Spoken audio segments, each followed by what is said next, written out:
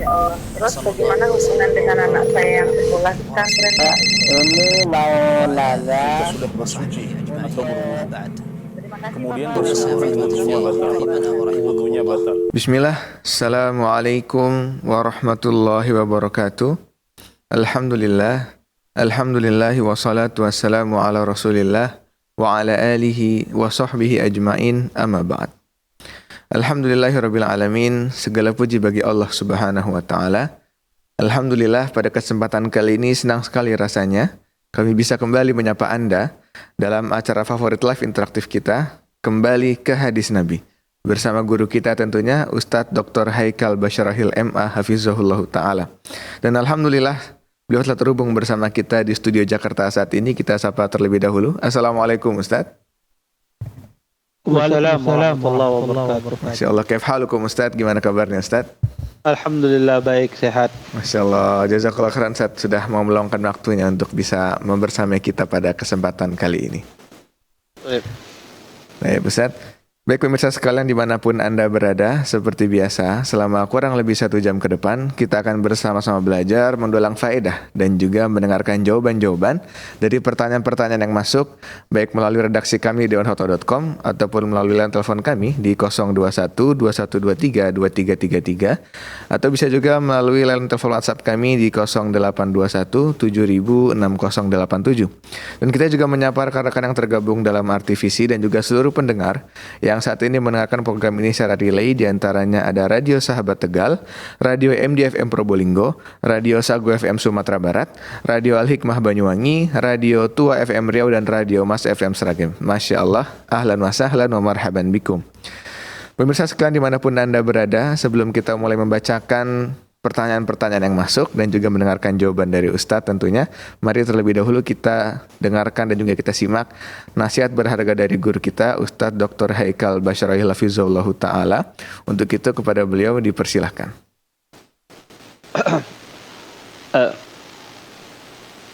Innal hamdalillah nahmaduhu wa nasta'inuhu wa nastaghfiruh wa na'udzu billahi min shururi anfusina wa min sayyiati a'malina may yahdihillahu fala mudilla lahu wa may yudlil fala hadiya lahu asyhadu an la ilaha illallah wahdahu la syarika lahu wa asyhadu anna Muhammadan 'abduhu wa rasuluh fa in astaqal hadits kitabullah wa khairul hadi hadi Muhammadin sallallahu alaihi wasallam wa syarrul umuri muhdatsatuha wa kullu muhdatsatin fid din bid'ah wa kullu bid'atin dalalah wa kullu dalalatin finnar, amma ba'd. Pemirsa Fatwa TV yang dimuliakan oleh Allah Subhanahu wa taala. Alhamdulillah, segala puji bagi Allah Subhanahu wa taala dengan limpahan nikmat yang begitu besar, di antaranya nikmat iman, nikmat Islam, nikmat kesehatan, sehingga kita semua diberikan kemudahan oleh Allah Subhanahu wa taala untuk bisa berhadir di majlis ilmu. Mudah-mudahan apa yang kita pelajari, apa yang kita tuntut pada hari ini mendatangkan keberkahan dari Allah Subhanahu wa taala, dan kita semua bisa mengambil manfaat dari apa yang akan disampaikan nantinya. Adapun sebelum kita memulai tanya jawab, ada sedikit nasihat ya.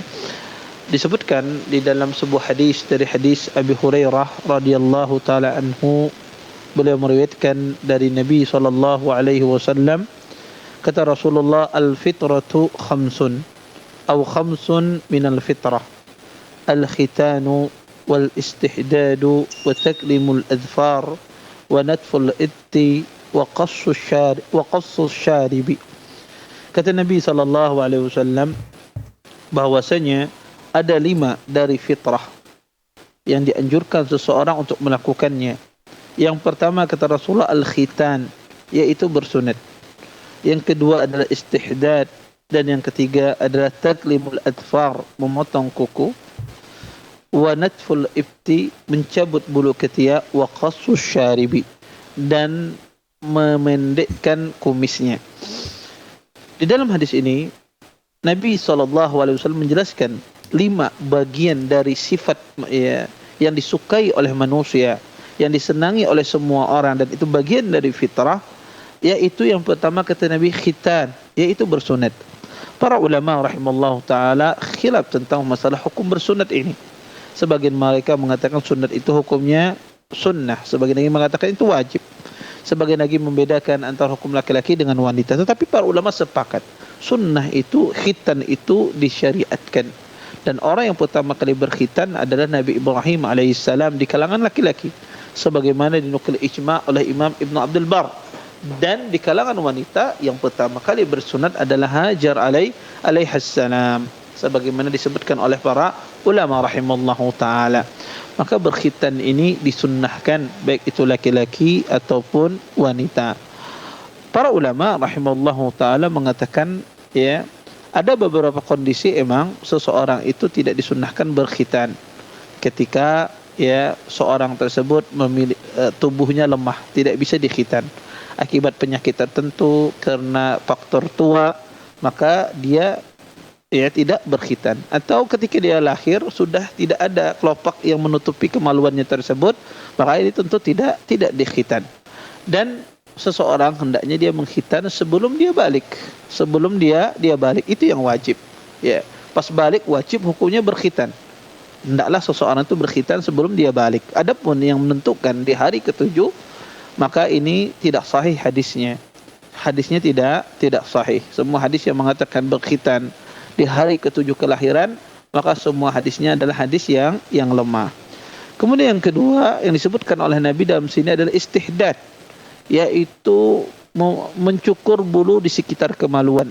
Maka ini juga para ulama mengatakan ini hukumnya wajib. Tidak boleh seseorang membiarkan bulu di sekitar kemaluannya lebih dari 40 hari, tidak boleh.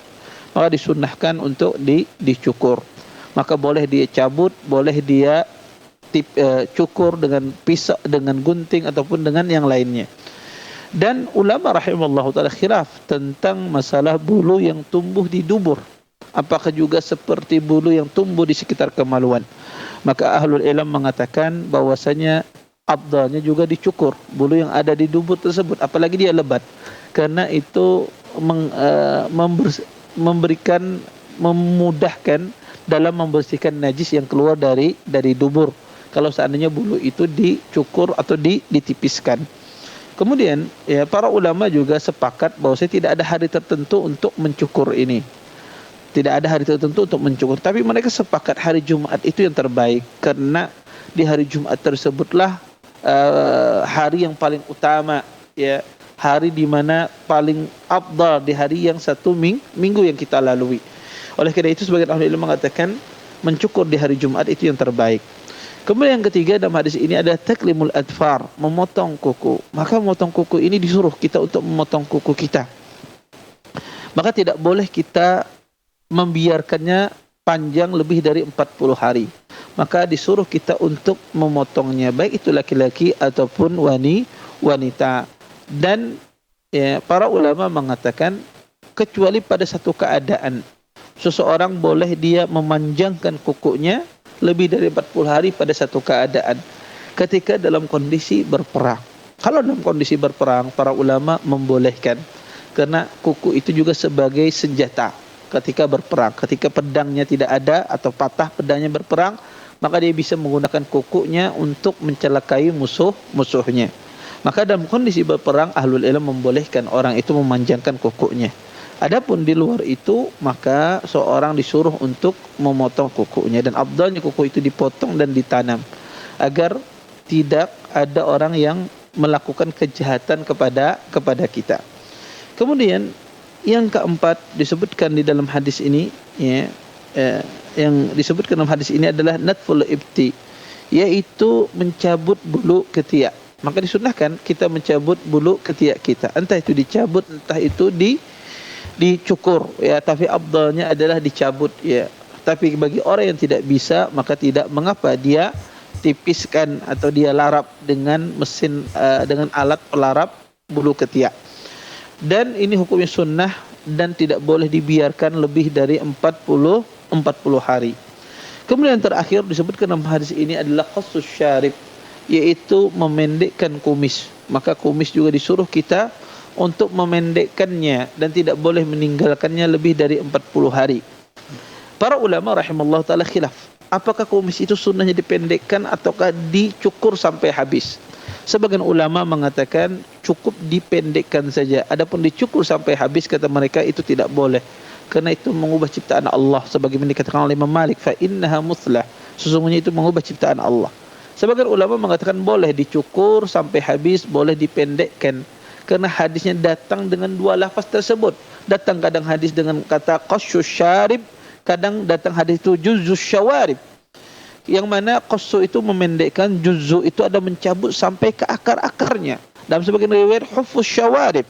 Ya, maka hufus syawarib itu adalah mencukur sampai ke akar-akarnya. Oleh karena itu, pendapat yang paling benar adalah kumis itu boleh ditipiskan, boleh dicukur sampai habis, dilarap sampai habis, maka tidak mengapa. Karena demikian kita tidak menyerupai orang-orang Nasara yang mana mereka memanjangkan kumisnya, dan juga kita tidak menyerupai orang-orang Yahudi dalam masalah ini. Wallahu a'lam. Baik. Ini mungkin yang bisa kita ambil faedah dari kajian kita pada hari ini, yaitu tentang sunanul fitrah. Maka hendaklah kita menjaga sunanul fitrah ini, jangan sampai dibiarkan bulu-bulu semacam itu tumbuh lebih dari 40 hari. Wallahu a'lam.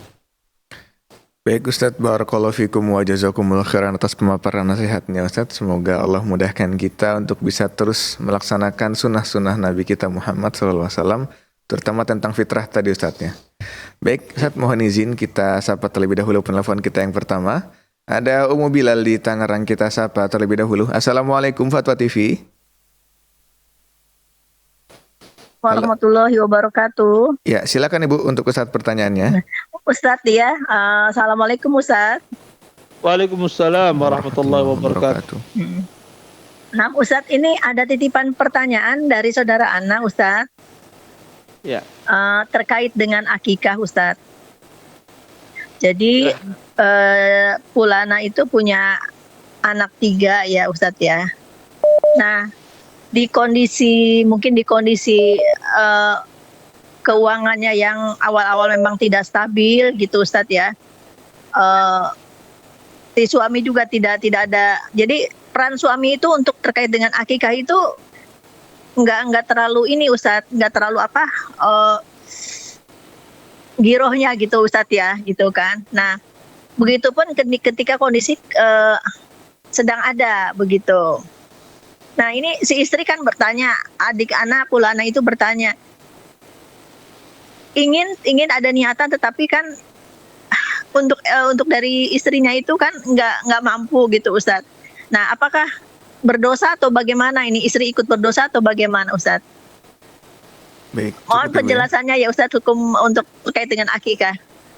Assalamualaikum warahmatullahi wabarakatuh. Waalaikumsalam warahmatullahi wabarakatuh. Terima kasih Ibu atas pertanyaannya. Barakallahu fikum Ustadz. Baik. Jazakumullah khair atas pertanyaannya. Beliau menanyakan pertama tentang masalah berakikah bagi orang yang berada. Suaminya tidak mau mengakikahi anaknya padahal dia sudah memiliki kemampuan. Bagaimana hukumnya? Pertama, Nabi sallallahu alaihi wasallam pernah bersabda, "Kullu gulamin murtahanun bi aqiqatihi." Kata Nabi, setiap anak itu tergadaikan dengan akikahnya. Dalam sebagian riwayat kata Nabi, "Aku anil gulami syatan." Sesungguhnya anak bayi laki-laki itu diakikahi dengan 2 ekor kambing. Wa anil jariyah syatun. Dan untuk anak wanita itu 1 ekor kambing. Berdasarkan hadis ini, para ulama khilaf. Apa hukum akikah itu? Apakah dia wajib ataukah sunnah? Wallahu a'lam, pendapat yang paling rajih di kalangan para ulama, akikah itu hukumnya adalah sunnah yang sangat ditekankan bagi orang yang mampu. Bagi orang yang berada itu sunnah yang sangat ditekankan. Ya. Maka kalau seandainya misalnya ada orang yang beradab, memiliki kemampuan, dia tidak berakikah, maka ini kita katakan apakah dia berdosa? Jawabannya tidak berdosa, tapi dia kehilangan pahala yang banyak, kehilangan kebaikan yang banyak pada anak-anaknya. Karena Nabi mengatakan anak itu tergadaikan dengan akikahnya. Tentu ketika para ulama berbicara tentang sunnah ataukah wajib akikah ini ketika anak itu masih kecil. Tetapi ketika anak itu sudah besar, maka di sini tidak ada lagi pembahasan antara sunnah dan wajib.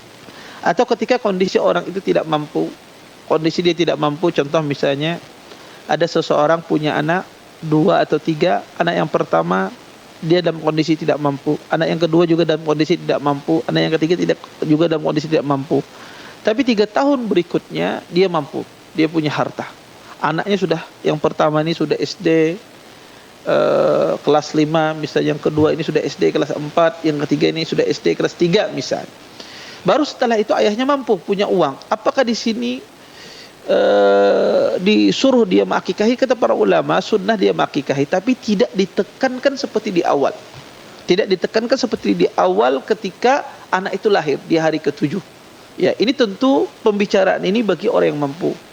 Adapun orang yang tidak mampu, maka ya la yukallifullahu nafsan illa wus'aha. Allah tidak membebani seorang kecuali sesuai dengan kemampuannya. Maka orang yang tidak mampu, maka tidak disunnahkan dan tidak diwajibkan. Tapi bagi orang yang mampu, ketika anak itu lahir, disunnahkan dia untuk mengakikahi. Kalau dia tidak mengakikahi, dia tidak berdosa, tapi kehilangan kebaikan yang banyak pada anak tersebut dan kehilangan pahala yang banyak. Adapun orang itu tidak mampu di saat anak itu lahir, tapi mampu berapa tahun kemudian, ini dianjurkan dia mengakikahi. Ya, selama anak itu masih kecil. Tetapi kalau dia tidak mengakikahi, maka dia tidak ditekankan seperti yang pertama tadi. Tidak ditekankan seperti anak-anak yang barulah lahir. Nah, kalau ditanyakan apa istrinya berdosa, tentu istri tidak berdosa, karena istri, bukan kewajiban istri mengakikahi itu. Itu adalah kewajiban seorang suami atau ke pihak suami yang bertanggung jawab dalam mengakikahi anak. Karena akikah itu bagian dari tanggung jawab suami. Tanggung jawab seorang ayah kepada anaknya, bukan tanggung jawab seorang ibu kepada anak-anaknya. Tapi kalau misalnya sang ayah tidak mau mengakikahi, ibu punya uang lebihan, punya kemampuan, maka hendaknya ibunya mengakikahi walaupun tidak disunnah, tidak diwajibkan. Ini adalah haknya seorang ayah. Tapi kalau seandainya dia ingin mengakikahi, itu yang terbaik. Tapi kalau dia tidak memiliki kemampuan, sama sekali dia tidak berdosa. Yang keliru adalah sang suami sudah punya kemampuan, tapi dia tidak mau mengakikahi anak-anaknya. Wallahu a'lam. Baik Ustaz, barakallahu fikum wa jazakumullahu khairan atas penyampaian jawabannya. Semoga dapat difahami dan juga menjadi jalan keluar bagi penanya kita tadi, Ummu Bilal di Kota Tangerang. Ustaz, mohon izin kita beralih Ustaz ke penelpon berikutnya. Kita sapa terlebih dahulu dari Ibu Nahdiah di Tangerang. Assalamualaikum Fatwa TV. Halo Ibu, Assalamualaikum Fatwa TV. Halo? Ya, silakan Ibu, pertanyaan untuk Ustaz. Oh, ya. Izin bertanya, Ustadz. Nenek saya hari Senin lalu meninggal dan dibakar karena bukan agama Islam, Ustadz.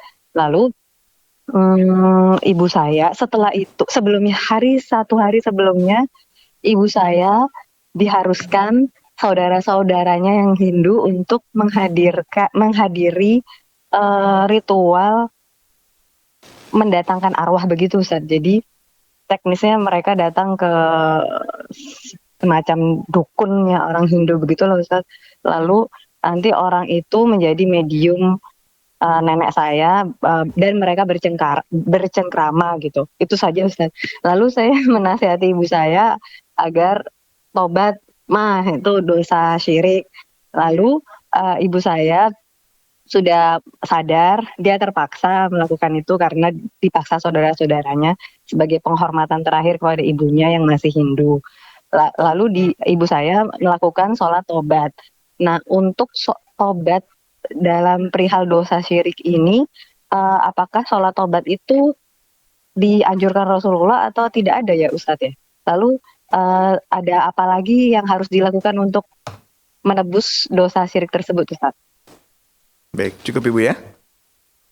Jazakallahu khairan. Baik Ibu, terima kasih atas pertanyaan. Jazakallahu khairan. Barakallahu fikum Ustaz, tafadhol.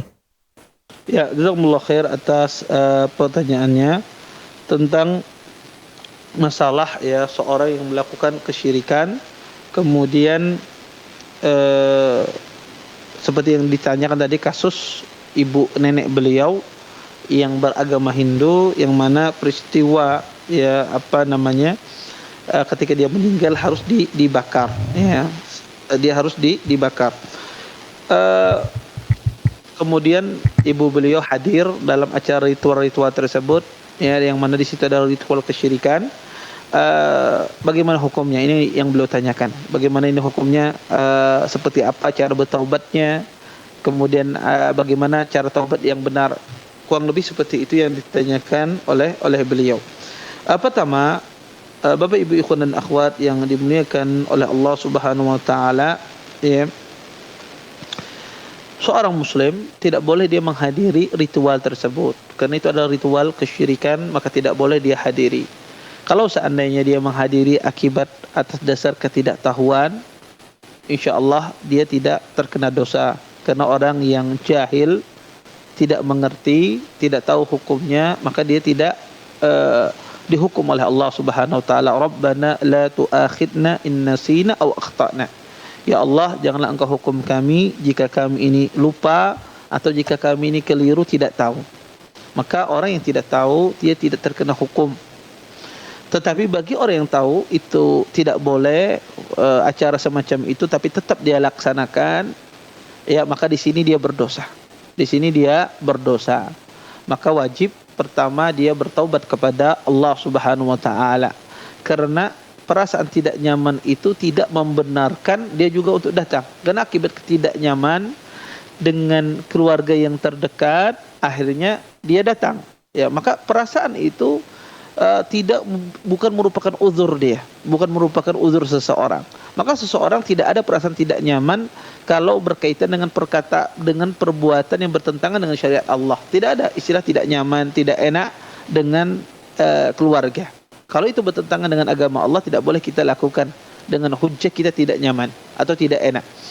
Maka beliau wajib bertaubat kepada Allah Subhanahu wa taala, dan syarat taubat itu adalah dia meninggalkan perbuatan tersebut, perbuatan dosa tersebut, menyesalinya, berazam, ya, dia bertekad bulat untuk tidak mengulangi perbuatan yang serupa di hari kemudian. Maka kalau ini terpenuhi, maka insya-Allah syarat taubatnya diterima oleh Allah dengan syarat tadi dia ikhlas taubatnya kepada Allah bukan karena riya, maka insya-Allah taubatnya diterima oleh Allah Subhanahu wa taala. Kemudian yang kedua, apakah ada amalan lain selain itu? Iya, ada. Di antaranya disebutkan adalah salat taubat. Salat taubat itu disyariatkan sebagaimana disebutkan dalam hadis Abu Bakar As-Siddiq radhiyallahu taala anhu. Beliau mengatakan, sami'tu Rasulullah sallallahu alaihi wasallam yaqul, ma min abdin yudnibu dhanban wa yuhsinu at-tuhur thumma yaqumu fa yusalli rak'atain thumma yastaghfirullah illa ghafarallahu lahu. Kata Nabi SAW, tidaklah seorang hamba dia berbuat dosa, kemudian dia berwudu, membaguskan wudunya, kemudian dia berdiri salat 2 rakaat, kemudian dia minta ampun kepada Allah, kecuali Allah ampuni dosa-dosanya. Maka kalau dia salat taubat itu bagus, sesuatu yang dianjurkan. Kemudian selain salat taubat juga apa Ustaz? Perbanyaklah amal saleh. Perbanyaklah amal saleh, ketaatan kepada Allah apapun, dari membaca Al-Quran, berzikir kepada Allah, ataupun salat-salat sunnah yang lain, salat tahajud, qiyamul lail. Kenapa? Karena Nabi SAW pernah bersabda, wa bi'is sayyi'atal hasanah tamhuha. Kata Nabi, iringilah perbuatan jelek tersebut dengan perbuatan baik. Niscaya perbuatan baik tersebut menghapus bekas-bekas perbuatan jelek tersebut, termasuk dalam hal ini. Maka ketika kita melakukan perbuatan dosa, kita perbanyak, setelah kita beristighfar, minta ampun kepada Allah, maka kita perbanyak ibadah kita kepada Allah. Ibadah-ibadah yang lain, berdoanya diperbanyak, salatnya diperbanyak, salat sunnahnya, membaca Al-Qur'annya diperbanyak. Maka ini yang dilakukan. Ya, selain tadi dia bertaubat, menyesali, maka dia memperbanyak ibadah dia kepada Allah Subhanahu wa taala. Mudah-mudahan yang dia lakukan, hal tersebut bisa menghapuskan dosa-dosanya, dan dia bersunudzon sama Allah bahwasanya dosa-dosanya diampuni oleh Allah Subhanahu wa taala. Wallahu a'lam. Baik Ustaz, barakallahu fikum wa jazakumullah khairan atas jawabannya Ustaz. Semoga dapat difahami dan juga dapat menjadi jalan keluar bagi pertanyaan dari saudara kita tadi, Ibu Nahdiah di Tangerang. Ustaz, mohon izin kita beralih ke pertanyaan berikutnya. Kali ini pertanyaan ini datang dari Ustaz, pertanyaan datang dari hamba Allah di Jakarta. Pertanyaannya, Assalamualaikum Ustaz, apakah kembali Islam seseorang yang pernah mengucapkan kalimat kekufuran, lalu sebelum menikah ia melakukan taubat secara umum tanpa ia menyebutkan dosa kalimat kekufurannya dan juga tanpa kalimat syahadat. Lalu ia sholat 2 rakaat setelah taubatnya. Apakah hal ini bisa menjadikan dirinya kembali kepada agama Islam seperti itu? Ustaz, pertanyaannya. Jazakumullahu khairan. Baik, jazakumullah khair atas pertanyaannya. Pertama ya, tidak semua perkataan, perbuatan yang zahirnya kufur menjadikan pelakunya keluar dari Islam. Ya, tidak semua perkataan atau perbuatan yang zahirnya kufur itu menjadikan pelakunya keluar dari Islam sampai terpenuhi syarat-syaratnya. Kalau seandainya tidak terpenuhi syaratnya, maka orang itu tetap berada dalam agama Islam. Ya. Karena Islam itu sesuatu yang yakin. Tidak boleh kita mengeluarkan seseorang dari Islam kecuali dengan sesuatu yang yakin pula. Dengan sesuatu yang yakin pula. Maka kata para ulama rahimallahu taala, perkataan kufur dan kalimat kufur, perbuatan kufur zahirnya tidak mesti orang itu dihukumi kafir. Di antara dalil yang menjelaskan ini banyak sekali. Di antaranya adalah kisah seseorang yang hilang ontaknya. Ada seseorang, kata Nabi SAW, dia safar, kemudian perbekalannya, minumannya, makanannya semuanya di ontaknya dia. Kemudian orang ini beristirahat dan dia tambatkan ontaknya di pohon. Kata Nabi, wa alaihi ta'amuhu wa syarabuhu. Di ontanya tersebut makanannya dan minumannya. Kemudian ketika dia beristirahat orang ini, ternyata ontanya lepas. Ya, ontanya lepas. Ketika dia terbangun dari tidurnya, dia cari ontanya, tidak ada. Akhirnya dia cari sana kemari, dia tidak temukan. Dan dia di tengah-tengah padang pasir. Hari makin panas, ya. Dia makin kehausan, ya, akhirnya pun dia menyerah. Sudah cari ke sana kemari tidak ketemu. Akhirnya dia menunggu kematian dia. Akhirnya dia kembali di tempat dia semula beristirahat tadi, sembari menunggu kematian dia. Karena makanan tidak ada, minuman tidak ada, kendaraan tidak ada, di tengah padang pasir.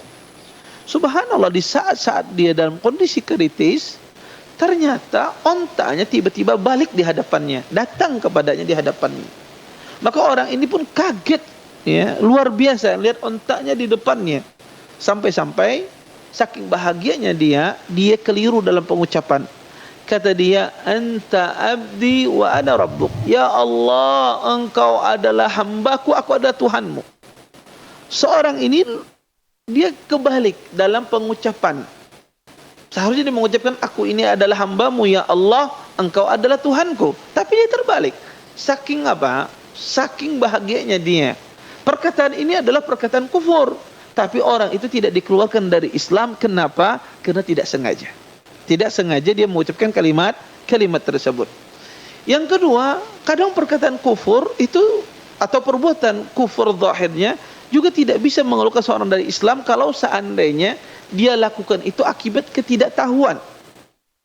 Akibat ketidaktahuan. Seperti apa contohnya? Banyak sekali. Di antaranya ada seseorang dia berwasiat kepada ahli warisnya. Kata dia, idza mittu, jika saya meninggal, maka bakarlah tubuh saya. Kemudian lemparlah abu saya ke lautan, sehingga Allah Subhanahu wa taala tidak bisa menghidupkan saya kembali. Karena orang ini begitu takut dengan azab Allah dan begitu takut dia dengan dosanya. Orang ini mengucapkan perkataan tersebut perkataan kufur. Ya, perkataan kufur, meragukan kekuasaan Allah Subhanahu wa taala, tapi dia tidak tahu. Dia jahil terhadap masalah tersebut, maka tidak dihukumi kufur. Tidak dihukumi kufur. Hal yang serupa juga kepada Mu'ad. Pernah mau sujud kepada Nabi. Ya, walaupun hadis ini dilemahkan oleh para ulama. Karena Mu'ad melihat orang-orang Romawi, orang-orang Persia hormat kepada raja-raja mereka yang kafir. Dalam hati Mu'ad, Rasulullah, kita orang muslim, Rasulullah lebih berhak untuk dimuliakan. Maka Mu'ad pun sujud ketika bertemu dengan Nabi. Ditegur oleh Nabi SAW. Kata Nabi, "Lau kuntu amiran ayasjuda li ahadin la amartul mar'ah an tasjuda li zawjiha." Kata Nabi, kalau seandainya aku memerintahkan seseorang sujud, niscaya akan aku perintahkan wanita itu sujud kepada suaminya. Tetapi namanya sujud itu tidak boleh. perbuatan Mu'adz perbuatan kufur bagi yang menghasilkan hadis ini. Tetapi Nabi tidak mengatakan dia keluar dari Islam. Kenapa? Atas dasar ketidaktahuan. Ya. Dan juga orang itu tidak dikatakan kufur ketika dia mengucapkan kalimat kufur atau perbuatan kufur kalau dia dipaksa. Sebagaimana terjadi pada kasus Ammar bin Yasir radhiyallahu taala anhuma jami'an. Ketika itu Ammar dipaksa untuk mengucapkan kalimat kufur. Ya, karena dia melihat bagaimana siksaan yang sangat dahsyat menimpa kedua orang tuanya Sumayyah dan Yasir. Sampai-sampai Nabi mengatakan isbir ala Yasir fa inna mau'idakumul jannah. Kata Nabi, sabarlah keluarga Yasir, sesungguhnya tempat kalian di surga. Ketika Ammar tidak tahan melihat siksaan yang begitu bertubi-tubi menimpa ayahnya, menimpa umminya, maka Ammar dipaksa untuk mengucapkan kalimat kufur. Akhirnya pun Ammar mengucapkan kalimat kufur agar dibebaskan. Ketika dia mengucapkan kalimat kufur untuk dibebaskan, maka hati Ammar sesak, dadanya sesak karena ucapan kalimat tersebut. Sampai turunlah ayat Allah berfirman, illa man ukriha wa qalbuhu mutmainnun bil iman. Kata Allah, kecuali orang yang dipaksa dan hatinya penuh dengan keimanan. Maka ini juga tidak dikeluarkan dari Islam. Sehingga dilihat tadi, apakah perkataan dia kufur itu apa sebabnya? Apakah ketidaktahuan? Maka tidak perlu dia bersyahadat. Tapi Ustaz, atas dasar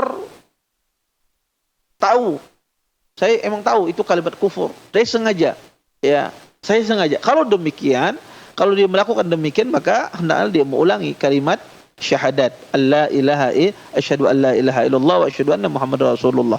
Maka tidak boleh kalau seandainya, ya, kalau dia melakukan itu atas dasar sengaja, kemudian tidak ada uzur dia melakukan perbuatan tersebut, maka ya tidak ada syubhat juga di kepalanya dia, emang dia benci dengan Islam, benci dengan ini, ya, maka ya hendaknya dia mengucapkan 2 kalimat syahadat, itu yang terbaik, ya. Tetapi sebelumnya hendaknya dia berfatwa, minta fatwa sama ulama, dia jelaskan kondisinya. Jadi kondisi semacam ini harus datang kepada orang alim, dijelaskan kondisi secara detail. Dari situ kita bisa menghukumi. Dari sana kita bisa menghukumi seseorang tersebut, ya. Tentu yang mengeluarkan orang dari Islam, ya, maka itu adalah ulama besar, ya, ulama besar. Tapi setidaknya yang penanya ini, kalau kasusnya demikian, maka dia hendaknya datang kepada orang alim, orang berilmu, dia jelaskan secara detail. Dia duduk, tidak bisa dengan cara SMS, WA, karena harus dilihat masalahnya. Apakah ucapan itu seperti apa ucapannya? Ya, seperti apa ucapannya, kemudian melatar belakangi ucapan itu apa, maka harus dijelaskan secara detail. Maka kalau dijelaskan secara detail, baru kita bisa menghukumi orang itu apakah dia keluar dari Islam ataukah tidak, apakah dia harus mengulang syahadat ataukah tidak. Tapi tadi saya jelaskan kaidah secara umum, sehingga untuk menambah wawasan saja, ya, pengetahuan bagi yang bertanya. Tetapi untuk hukum dia ini, kasus dia ini, dia harus duduk dengan orang yang alim, orang yang berilmu, dia tanya dia jelaskan secara detail kenapa dia mengucapkan kalimat kufur, seperti apa kalimatnya, dan ya, apa yang melatar belakangi, maka dia jelaskan secara detail. Maka dari situ nanti seorang alim tersebut dia bisa menghukumi. Tetapi yang ingin saya garis bawahi, tidak semua perkataan kufur, perbuatan kufur itu langsung otomatis pelakunya kafir, tidak. Ada syarat-syaratnya, ada kaidahnya, ada dawabitnya. Allahu a'lam. Baik Ustaz, barakallahu fikum wa jazakumullah khairan Ustaz atas jawabannya. Semoga dapat menjadi pelajaran dan juga menambah kehati-hatian kita Ustaz, ya. Buat Muhyiddin Ustaz, kita sapa kembali penelpon kita berikutnya. Ada Ibu Misraini di Lampung. Kita sapa terlebih dahulu. Assalamualaikum Fatwa TV. Halo Ibu, Assalamualaikum Fatwa TV. Ya, waalaikumsalam warahmatullahi wabarakatuh. Ya, silakan Ibu untuk Ustaz pertanyaannya. Ya, mohon izin ya Ustaz untuk bertanya. Oke, silakan. Gini Ustaz, saya itu 10 tahun yang lalu, 1 bulan full itu saya nggak puasa. Karena saya kelahiran Ustaz. 1 bulan berapa, Bu? 1 tahun kemudian saya juga belum berpuasa, anak saya belum bisa ditinggal gitu ya Ustaz. Terus kemudian tahun yang ketiganya saya membayar puasa. Dan itu saya membayarnya itu 2 bulan Ustaz. Karena menurut kajian di sini kalau mempunyai hutang terus selang belum dibayar itu harus membayar 2 kali gitu ya. Tapi saya belum membayar fidyah Ustaz. Nah, itu saya harus membayar fidyah apa enggak ya Ustaz? Nah, itu saja. Mohon tausiahnya. Jazakallahu khairan katsiran. Waalaikumsalam warahmatullahi wabarakatuh. Baik, terima kasih buat atas pertanyaannya, jazakallahu khairan. Fadul Ustaz, apa bisa dipahami? Bisa antum ulang pertanyaannya dikit? Baik, Ustaz, tadi ibu ini 2 tahun yang lalu ketika Ramadan beliau tidak berpuasa sama sekali, Ustaz. Selama 1 bulan penuh beliau tidak berpuasa. 10 tahun. Nah, hamil. Baik, Ustaz. Beliau sudah tidak berpuasa full gitu, Ustaz. Kemudian di tahun berikutnya pun demikian, beliau tidak bisa berpuasa lagi sehingga Karena hamil. anak kurang bisa memahami, Ustaz, tadi. Baik, oke, terus? Kemudian beliau sudah menggantinya selama puasa dengan 2 bulan berturut-turut, Ustaz. Nah, apakah yang seperti ini cukup atau beliau tadi juga bertanya apakah saya perlu untuk membayar fidyah seperti itu, Ustaz, karena sudah terlalu banyak hutang puasanya. Begitu, Ustaz, pertanyaannya. Barakallahu fikum. Ya, jazakillah khairan atas pertanyaannya. Pertama gini, orang yang meninggalkan puasa itu ada 2. Ada yang karena uzur, ada yang tidak karena uzur. Orang yang meninggalkan puasa akibat ada uzur syar'i, maka dilihat uzur syar'inya. Kalau uzur syar'inya akibat dia safar, sakit, maka wajib dia ganti puasa yang dia tinggalkan. Akibat safar dan sakit, wajib dia ganti puasa sebanyak dia tinggalkan. Dia tinggalkan puasa sebanyak 30 hari, maka 30 hari dia ganti. Di hari di luar bulan Ramadan.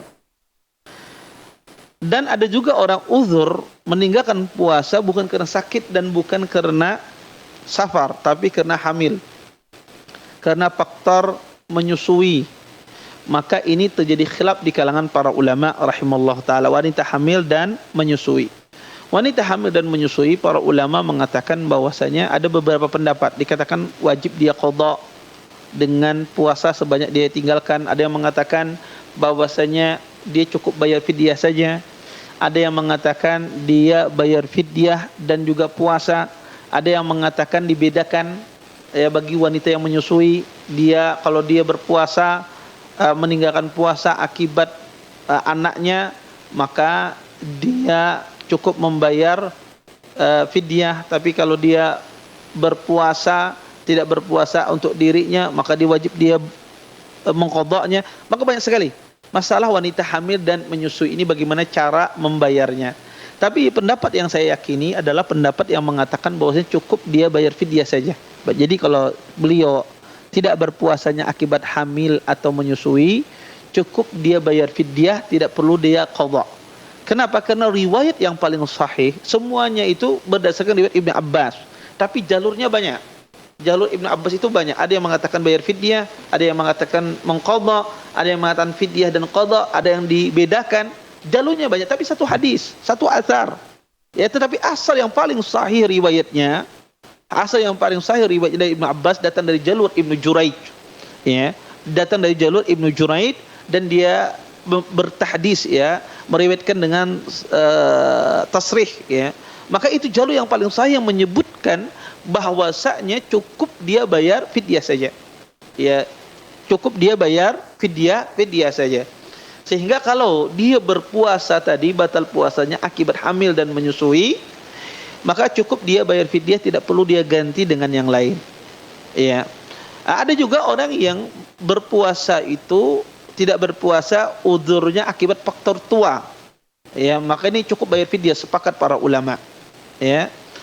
Dan ada juga orang yang tidak berpuasa itu akibat dia karena haid dan nifas. Ya, karena haid, maka ini wajib dia qadha di hari yang lain. Ini kelompok yang pertama, orang berpuasa tidak berpuasa akibat ada udzur syar'i. Yang kedua, ada orang tidak berpuasa tidak ada udzur syar'i karena malas saja, karena tidak mau.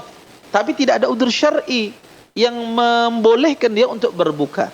Maka ini pendapat yang paling benar di kalangan para ulama, wajib dia qadha, tidak boleh dia bayar fidyah. tapi wajib dia qada sebanyak hari yang dia tinggalkan. Misalnya selama 5 tahun berturut-turut orang itu tidak berpuasa, maka wajib dia qada selama 5 tahun tersebut. Jadi kalau 5 tahun, berapa Ustaz? Maka dia kalau tidak lupa 5 tahun itu berapa jumlah harinya, maka dia kalikan 30. 5 kali 30 berarti 150 hari. Maka dia qada.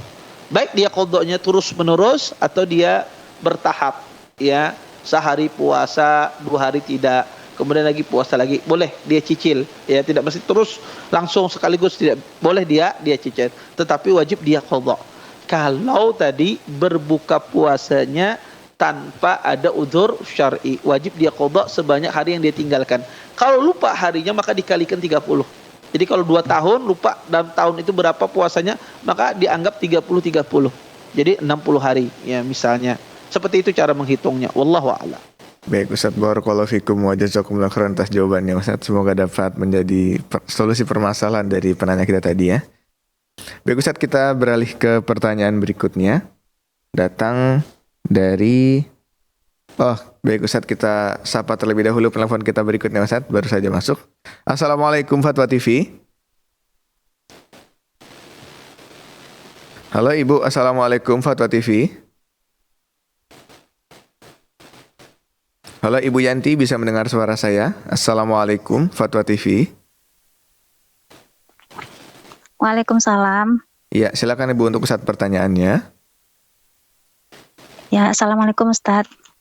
Waalaikumsalam warahmatullahi wabarakatuh. Mau bertanya Ustaz, apa saja sunah-sunah sebelum tidur dan sunah bangun tidur Ustaz? Terus yang pertanyaan kedua boleh Ustaz? Boleh, silahkan. Ini tentang mandi wajib. Dulu Ustaz sudah pernah menjelaskan. Nah, untuk bagian mencuci kaki, apakah cukup 1 kali atau 3 kali Ustaz? Cuma itu Ustaz. Jazakallah khair. Assalamualaikum warahmatullahi wabarakatuh. Ya, terima kasih Ibu atas pertanyaannya. Barakallahu fiik. Fadhol Ustaz. Baik. Ya, jazakumullah khair atas pertanyaannya. Beliau menanyakan tentang apa saja sunnah-sunnah sebelum tidur. Nah, sunnah-sunnah sebelum tidur, tentu yang mungkin yang dimaksudkan ini adalah tidur malam ya. Maka pertama ya, kita disuruh untuk tidur itu bersegera ya. Jadi tidak disuruh kita bergadang ya. Nabi SAW melarang seseorang itu bergadang malam, dan juga disunnahkan tidur itu setelah isya, karena dimakruhkan tidur itu sebelum isya. Nabi SAW pernah bersabda, kana yakrahun naum qabla al-isya, kata Abi Barzah. Sesungguhnya Nabi SAW tidak menyukai orang itu tidur sebelum isya. Maka sunnahnya tidurnya setelah isya dan tidak bergadang, tidak larut malam. Yang kedua adalah berwudu sebelum tidur. Ya, jadi sebelum tidur itu dia berwudu ya. Maka hendaklah dia berwudu sebelum tidur. Kemudian dia membersihkan kasurnya ya. Membersihkan kasurnya dia pakai sapu ya. Disapu kasurnya, kemudian dia berbaring ke arah sebelah kanan. Jadi berbaring ke arah sebelah kanan. Kemudian dia meniup kedua tangannya ketika dia membaca muawwidzat, ya, qul huwallahu ahad, qul a'udzu birabbil falaq, qul a'udzu birabbin nas. Kemudian dia usapkan ke tubuhnya sebanyak 3 kali. Kemudian dia membaca doa-doa tidur, ya, doa tidur, ya, tasbih, takbir, ya, ayatul kursi dan yang lainnya. Kemudian lampu hendaknya dimatikan, ya, lampu hendaknya dimatikan. Tetapi kata para ulama, sunnahnya lampu itu dimatikan zaman dahulu itu karena kalau tidak dimatikan dia sebab terjadi kebakaran. Pada zaman sekarang, karena lampu zaman dahulu itu pakai minyak, takutnya kalau tidak dimatikan ada binatang yang lewat sehingga menjadikan kebakaran rumah. Tapi zaman sekarang ini sudah tidak ada lagi. Mungkin lampu semacam itu jarang, orang pakai listrik sekarang. Kalau tidak dimatikan, insya Allah tidak menyebabkan kebakaran. Sehingga kata para ulama, mematikan lampu ini kalau kondisinya seperti lampu zaman dahulu pakai minyak itu sunnah dimatikan. Tapi kalau seperti lampu listrik zaman sekarang seperti ini, maka tidak dimatikan, maka tidak mengapa. Kemudian disunnahkan juga sebelum tidur itu kita menutup pintu-pintu dan menutup bejana, ya, agar karena kata Nabi SAW, dalam setiap tahun itu ada musibah, bala yang akan menimpai di bejana-bejana kita, penyakit. Maka disunahkan untuk dia menutup bejana tersebut. Kemudian ketika dia tidur, maka jangan tidur tengkurap, ya, jangan tidur tengkurap. Walaupun hadis ini diperselisihkan, tapi ahlu ilmu mengatakan setidaknya jangan tidur tengkurap. Disebutkan dalam sebuah hadis, inna hadrijatu ahlin nar, sesungguhnya dia tidurnya penghuni neraka. Kemudian ketika bangun tidur, maka hendaknya dia membaca zikir ketika bangun tidur. Dia membaca zikir bangun tidur ketika dia terbangun dari tidurnya. Ini di antara sunnah-sunnah sebelum tidur dan setelahnya. Adapun membasuh kaki di waktu mandi wajib itu cukup satu kali saja. Satu kali saja. Tapi kalau dia hendak mengulangi maka tidak mengapa. Wallahu a'lam. Baik Ustaz, barakallahu fikum wa jazakumullah khairan atas jawabannya. Semoga dapat difahami tadi oleh penanya kita Ibu Yanti di Sumatera Barat. Ustaz, kita beralih Ustaz ke pertanyaan berikutnya. Datang dari saudara kita. Baik Ustaz, sebentar. Baik Ustaz, pertanyaan datang dari Bapak Muhammad Subur Ustaz di Bondowoso. Pertanyaannya, Assalamualaikum Ustaz, izin bertanya. Sehubungan dengan zikir menggunakan tasbih, ada yang membolehkan.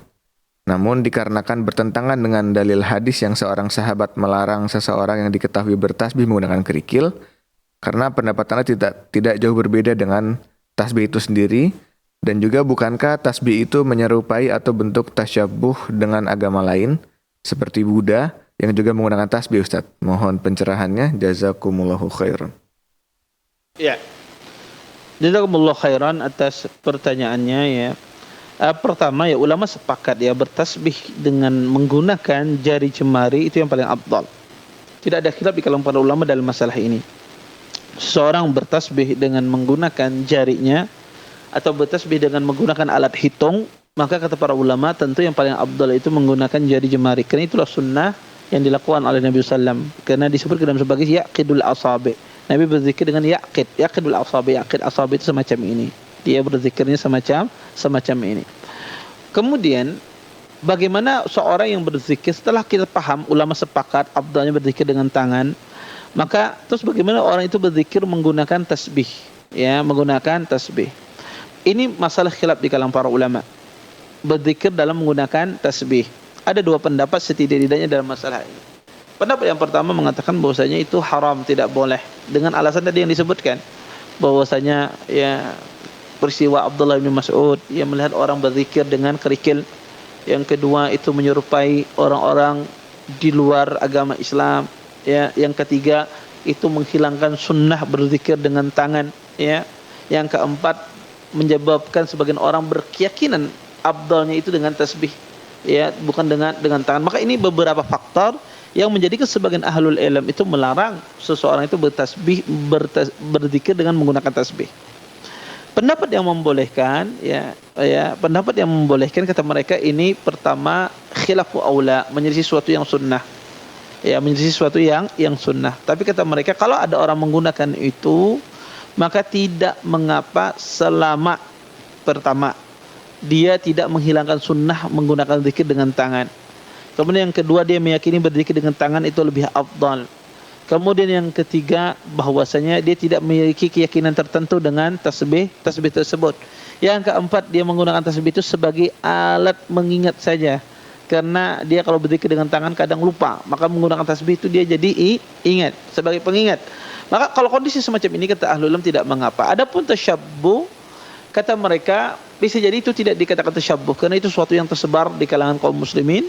Ya, tersebar di kalangan kaum muslimin, maka kata mereka itu bisa jadi bukan tasyabbuh. Ya, tidak dikatakan dia tasyabbuh dalam hal ini. Wallahu a'lam. Baik Ustaz, barakallahu fikum wa jazakumullah khairan Ustaz atas jawabannya. Semoga dapat dipahami tadi oleh penanya kita Bapak Subur di Bondowoso Ustaz. Kita sapa kembali Ustaz, penelpon kita di kesempatan kali ini ada hamba Allah di Riau. Kita sapa terlebih dahulu. Assalamualaikum Fatwa TV. Halo Bapak, bisa dikecilkan sedikit Bapak suara TV-nya ya. Assalamualaikum Fatwa TV. Waalaikumsalam warahmatullahi wabarakatuh. Iya, nggih. Ya, silakan Bapak. Mau bertanya Pak Ustadz? Ya, silakan. Silakan Bapak. Oh, kalau kalau masuk masjid masih dalam keadaan azan, apakah kita sholat tahiyatul masjid? Apakah kita berdiri menjawab azan? Terima kasih Pak Ustadz atas jawabannya. Baik, cukup Bapak ya. Assalamualaikum warahmatullahi wabarakatuh. Waalaikumsalam warahmatullahi wabarakatuh. Terima kasih Bapak atas pertanyaannya. Jazakallah khairan. Fadhal Ustaz. Baik. Pertama, beliau menanyakan ketika masuk masjid, apakah kita ketika waktu azan kita tahiyatul masjid dahulu ataukah kita menjawab azan. Pertama, dilihat kapan dia masuk masjid tersebut, apakah di hari Jumat ataukah bukan di lain hari Jumat. Adapun selain hari Jumat, ketika Anda masuk masjid bertepatan dengan waktu azan, maka jawab azan terlebih dahulu, baru sholat tahiyatul masjid. Karena waktunya saat itu adalah menjawab azan. Tahiyatul masjid bisa ditunda. Tetapi kalau masuknya pas di waktu hari Jumat, sholat Jumat, masuk bertepatan dengan azan, maka di sini khilaf di kalangan para ulama. Apakah sholat tahiyatul masjid terlebih dahulu ataukah dia menjawab azan? Wallahu a'lam. Ahlul ilm mengatakan dia sholat tahiyatul masjid terlebih dahulu daripada menjawab azan. Kenapa? Kata mereka menjawab azan itu sunnah, sedangkan mendengarkan khutbah itu wajib. Kalau dia jawab azan kemudian sholat tahiyatul masjidnya belakangan, maka khutbah akan terlewatkan. Maka khutbah itu wajib. Maka kata mereka sholat dulu tahiyatul masjid, ya, dan menjawab azan itu sunnah. Dalam rangka apa? Untuk mengejar wajib tadi, yaitu mendengarkan khutbah. Sebagian lagi mengatakan dia tetap sholat, tetap menjawab azan, nanti sholatnya setelah selesai azan. Wallahu a'lam, pendapat yang rajih adalah dia sholat tahiyatul masjid ketika khutbah Jumat. Masuknya ketika khutbah Jumat sedang azan. Adapun selain hari Jumat, ketika Anda masuk masjid bertepatan dengan azan, jawab azan terlebih dahulu, baru sholat tahiyatul masjid. Wallahu a'lam. Baik Ustaz, barakallahu fikum wa jazakumullah khairan Ustaz atas jawabannya. Semoga dapat dipahami tadi oleh penanya kita, hamba Allah di Riau Ustaz. Mungkin kita beralih ke pertanyaan berikutnya Ustaz, datang dari Bapak Lukman di Sulawesi Utara. Pertanyaannya, bismillahirrahmanirrahim, izin bertanya Ustaz. Membayar kafarat sumpah berupa memberikan makanan 10 orang miskin, apakah harus 10 orang miskin yang berbeda Ustaz? Atau bisakah satu orang yang sama? Terima kasih Ustaz, jazakumullahu khairan. Ya, jazakumullah khairan pertanyaannya. Boleh satu orang yang sama, boleh. Ya, memberikan kafar sumpah itu boleh kepada satu orang yang sama atau keluarganya orang yang sama, tidak mengapa. Yang penting jumlahnya untuk 10 orang. Boleh dikasih hari ini satu, besok lagi dikasih lagi dengan orang yang sama, besok lagi dikasih lagi dengan orang yang sama, maka boleh, tidak mengapa. Ya, tidak mengapa dikasihkan hanya kepada satu orang. Ya, wallahu a'lam. Baik Ustaz, barakallahu fikum wa jazakumullah khairan atas jawabannya Ustaz. Kita beralih kembali ke pertanyaan berikutnya Ustaz. Satu pertanyaan terakhir dari Bapak Samsudin di Sulawesi Tengah Ustaz. Pertanyaannya, di tempat saya ada seorang yang sering jadi imam sholat, tapi saya dan teman saya beberapa kali melihat dia wudunya tidak sempurna, yaitu tumitnya tidak terkena air wudu. Pertanyaannya, apakah wudu orang tersebut sah dan bagaimana hukumnya bermakmum dengannya? Apakah sholat saya sah ataukah saya harus mengulangi sholat saya Ustaz? Jazakumullahu khairan. Ya, jazakumullah khair atas pertanyaannya. Jadi, kalau Anda melihat tumitnya tidak terkena air wudu dan jelas sekali, ya, besar, maksudnya banyak yang tidak terkena air wudu, maka tidak sah wudunya. Tidak sah wudunya. Kalau Anda tahu demikian, Anda tegur orang tersebut. Anda tidak boleh jadi imam. Tapi kalau dia tetap ngotot jadi imam, maka tidak boleh kita salat di belakangnya. Karena kita tahu dia wudunya tidak sah. Orang wudu tidak sah salatnya. Ya, tapi dengan syarat tadi betul-betul besar, bagian tidak terkena air wudunya. Maka kalau Anda tahu, Anda tegur dia. Kalau dia tidak mau, tetap ngotot jadi imam, maka Anda tidak boleh sholat di belakang dia. Anda berpisah, mufarakah. Cari masjid lain atau sholat sendiri. Semacam itu. Wallahu a'lam. Untuk sholatnya apakah perlu diulang Ustaz? Tadi penanya juga menanyakan hal tersebut yang sudah lalu Ustaz. Kalau sudah lalu tidak perlu dia ulang. Kalau akibat dia tidak tahu, ya, yang telah lalu, maka tidak perlu dia ulang. Tapi yang akan datang, maka tidak boleh dia sholat di belakangnya. Wallahu a'lam. Baik Ustaz, barakallahu fikum Ustaz wa jazakumullah khairan. Dan itu tadi sekaligus menutup perjumpaan kita di kesempatan kali ini Ustaz. Kami ucapkan jazakumullahu khairan wa barakallahu fikum. Semoga Allah senantiasa memberkahi waktu antum dan juga ilmu antum yang telah antum luangkan untuk bisa membersamai kita di kesempatan live interaktif ini, Ustaz. Baik pemirsa Fata TV sekalian dan pendengar sekalian dimanapun Anda berada, usai sudah perjumpaan kita pada live interaktif kembali ke hadis Nabi bersama guru kita Ustadz Dr. Haikal Basyarahil Ema Hafizahullah Ta'ala. Dan sebelum kami tutup, kami kembali mengajak pemirsa untuk bisa memanfaatkan peluang berjuang bersama Fata TV dalam dakwah yang mulia ini melalui rekening aktif kami yang bisa disaksikan pada layar kaca masing-masing di nomor rekening 777-1841842 atas nama Fatwa TV dan Bank Syariah Indonesia.